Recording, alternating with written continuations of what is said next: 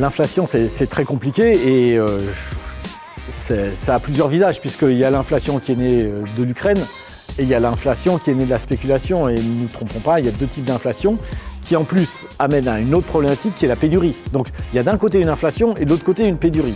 Ça nous a beaucoup posé problème. Moi, mon métier, c'est d'être franchiseur. Il se trouve que je suis le principal fournisseur de mes franchisés. Et on a, autant que faire se peut, essayé d'absorber au maximum l'inflation pour préserver les marges de mes franchisés. Ce qui me fait vivre, c'est mon réseau de franchise.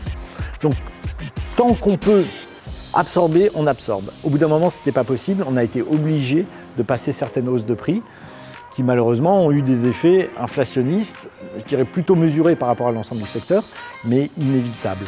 Aujourd'hui, on a un gros secteur R&D chez nous, on a une belle équipe qui fait un travail formidable et on repense aussi les recettes. On a rétréci des gammes de produits. On avait une gamme très large de muffins, on l'a rétréci parce que les muffins sont assez consommateurs en huile, qui aujourd'hui est un produit rare. Chez nous, les stocks d'huile sont sous clé. Avant, c'était la truffe, maintenant, c'est l'huile. Et donc, on a repensé certaines recettes, on a repensé certains ingrédients comme les tomates séchées ou les poivrons marinés qui sont gros consommateurs d'huile et on essaye de se repenser. Mais on sait très bien qu'aujourd'hui, on est qu'au milieu du gué et que cette période inflationniste, on n'en voit pas encore le bout. On jongle, effectivement, c'est le bon terme. Il n'y a pas 1000 moyens de le faire. On a changé de carte il y a un mois, ce que je disais tout à l'heure.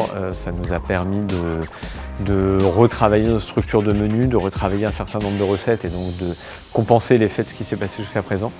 Dans les 6 mois qui viennent, on sera probablement obligé de travailler sur une hausse de prix intelligente pour ne pas faire fuir les clients, mais en même temps pour absorber parce qu'on est face à des hausses qui sont trop importantes, surtout sur la viande et le pain qui sont les matières premières de notre produit. Donc on n'aura pas vraiment le choix. On est au carrefour d'une expérience, d'une situation inédite. On parle de la mode de beurre, on parle des matières grasses végétales et de l'huile. On peut aussi parler des œufs, puisque avec la grippe aviaire, rien n'a été arrangé.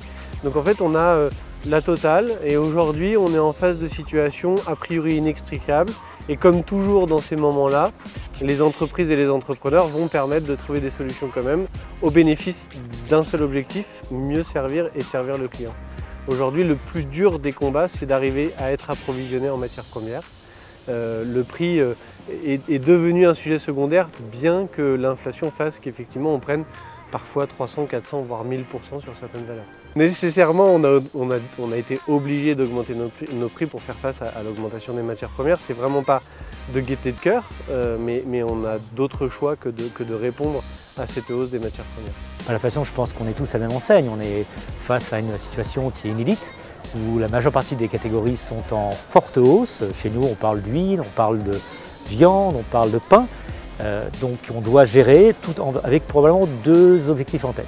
Premièrement, faire en sorte que l'accessibilité pour nos clients reste en place, de ne pas leur donner de faire des augmentations trop fortes, mais en même temps, on doit également faire en sorte que la profitabilité de nos restaurants et de nos partenaires franchisés reste cohérente.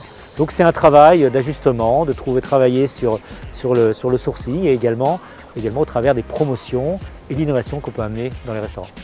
Alors si avec l'inflation, si on regarde un petit peu les sujets qui fâchent en ce moment pour nous, il y a l'inflation, l'augmentation des salaires, plus le remboursement des PGE, donc tout ça, ça a un impact de près de 25% par rapport à notre chiffre d'affaires. Hein. Donc nous, on a la chance d'être sur un secteur avec une élasticité prix importante.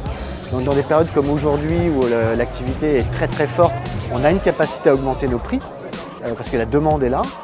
Donc aujourd'hui, on joue entre autres sur ça. On joue aussi sur des remplacements de produits, sur les produits où il y a des augmentations qui sont beaucoup trop fortes. On est en capacité, par la typologie de restauration qu'on a, à les remplacer. Donc c'est aujourd'hui ce qui nous permet de, je ne vais pas dire maintenir nos marges, mais en tout cas de lutter le plus possible contre cette inflation.